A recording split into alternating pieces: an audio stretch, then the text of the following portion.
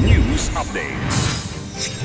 Sa ating mga balita, mga tinatagong armas ng New People's Army na recover ng militar sa Maguindanao del Norte. Mas mabilis na resulta sa 2025 elections, inaasahan ng Commission on Elections. 80 kabahayan tinupok ng apoy sa Cebu City. Ako po si Cesar Soriano, kasama ang buong puwersa ng Kidlat News Channel para ihatid ang mga nangungunang balita sa buong kapuluan ngayon.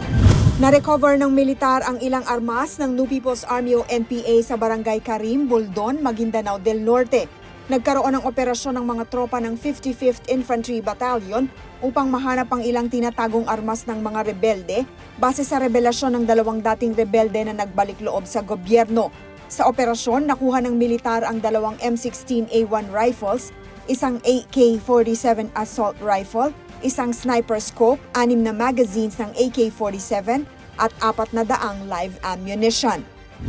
Kumpiyansa si Commission on Elections o COMELEC Chairman George Erwin Garcia na mas mabilis at mas mapagkakatiwalaan ang transmission ng resulta sa 2025 national and local elections. Ito'y matapos i-anunsyo ng COMELEC na kanilang ibibigay ang kontrata sa Secure Electronic Transmission Services sa joint venture ng I1 Resources Incorporated at Ardent Networks Incorporated. Paliwanag ni Garcia, kanilang tatanggalin ang transparency server. Sa halip, ipapadala ang mga resulta mula sa machines sa iba't ibang telecommunications companies. Dagdag ng COMELEC Chair, dahil wala ng transparency server, wala ng isang entity ang may control ng transparency. Mas marami na rin ang sources ng data na nanggagaling sa presinto, kaya't maaari na itong makumpara.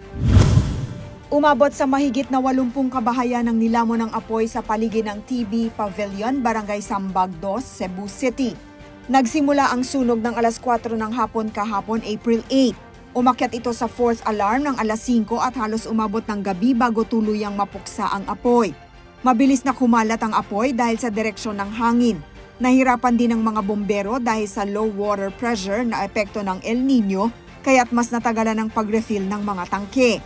Sa tala ng Bureau of Fire Protection o BFP Cebu City, umabot sa 7.5 million pesos ang halaga ng mga nasirang ari-arian. Para sa Kidlat News Updates, ako si Rosalyn Sinchonko, nag-uulat. Atin niyo pong natunghayan ang mga headlines sa nakalipas na mga oras.